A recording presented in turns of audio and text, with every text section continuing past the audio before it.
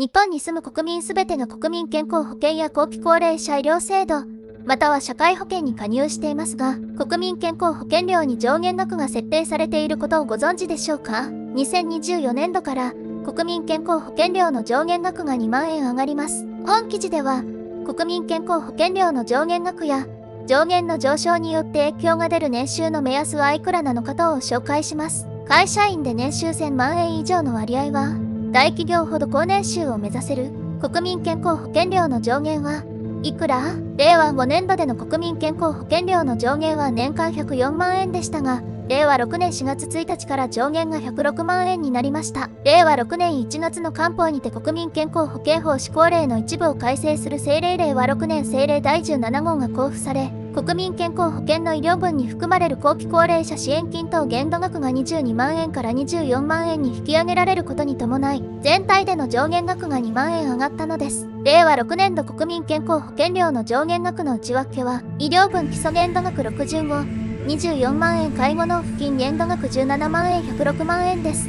国民健康保険料はどのように決められているの？国民健康保険料は、前年の世帯所得に応じて決まる所得割、加入者人数によって決まる均等割、1世帯あたりで決まる平等割、土地または家屋を所有して、固定資産税と資計画税は除くが課税されている場合に計算される資産割をもとに決められていて、多くの自治体では主に、所得割、均等割、平等割の3つを使って計算されています。保険料は基本的に、医療分基礎分後期高齢者支援金分支援金分介護分で構成されており、年齢によって保険料の構成が異なります。40歳未満医療分基礎分後期高齢者支援金分支援金分、40歳以上65歳未満医療分基礎分後期高齢者支援金分支援金分介護分、65歳以上医療分基礎分後期高齢者支援金分支援金分で、介護分は介護保険料として納めます。もし、前年の年収が0円だと保険料も0円になるのを、失業など様々な事情で前年の年収が0円だった場合、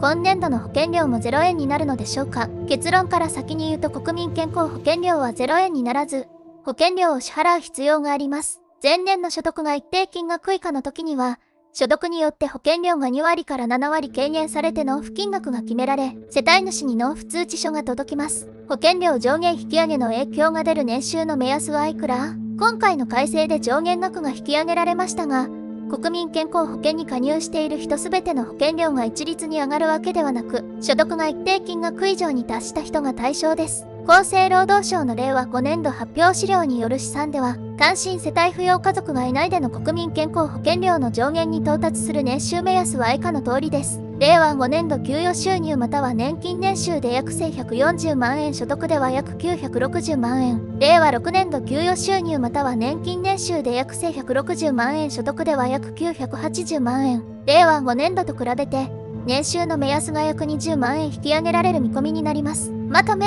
国民健康保険料には年収での上限額が設定されていて、2024年度から上限額が2万円上がって106万円になりました。加入している人すべての保険料が一律に上がるわけではありません。対象となる年収の目安は、単身世帯で給与収入または年金年収で約1160万円所得では約980万円です。国民健康保険料の納付通知書が届いたら、自分の前年所得が正しく反映されているか確認し、諸事情で納付が難しい時は早めに役所窓口に相談しましょう。皆さんはどう思いますか？コメントで教えてね。チャンネル登録必須です。それでは皆さんのコメントを紹介していきましょう。公務員の医療保険業務されている方にとっては、毎月支払われている方がいる一方で、悪質な滞納者への対応に追われていると思います。収納対策においても財産の差し押さえや、徴収に関しては市税等が優先されるため、国保や後期高齢の支払いは年度内を超える分納になることもあるでしょう。特別徴収対象者年金収入者に関しても介護保険が優先され、毎年変わる2分の1判定で不調に切り替わったりで大変だと思いますよ。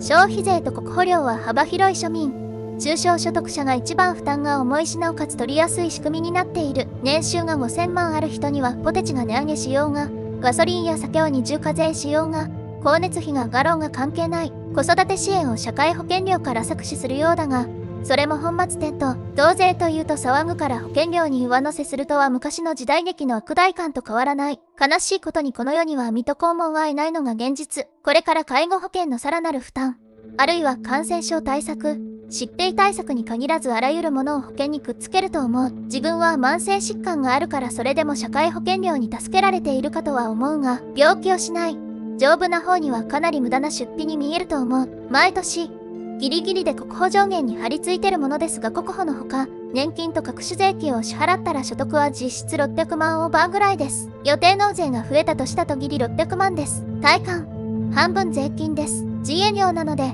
ここから多額のセルフ福利厚生個人年金、IDECO、生命保険等を支払うので、実質年収1000万でも生活は全然楽じゃないです。毎年、納税のプレッシャーで気が休まりません。生きてて楽しくない。コロナ対策費を検索してみたら令和2年度だけで77兆円国民1人当たり66万円かけたと NHK ニュースの記事に載っている。たった1年だけでこの額。34年はかなりの金額出したはず。日本の一般会計予算は110兆円くらい。少子高齢化が声高に叫ばれるけれど、相当にコロナ対策費が足を引っ張っているはず。税金や保険料の上乗せ原因になっているのでは。なぜかあまり報道されないけれど、国保の上限もっと上げていいだろう。社保と比べると安すぎるよ。年収1000万円の会社員は表向きの負担だけでも100万なんてもんじゃ済まされない。社保の場合労使折半で実質その倍労働者から国に納められていることを考えると、会社は善意で払ってるわけではない。労働者の労働余剰から引き出しているだけなので国保の優遇策はおかしいです。皆さん脈々、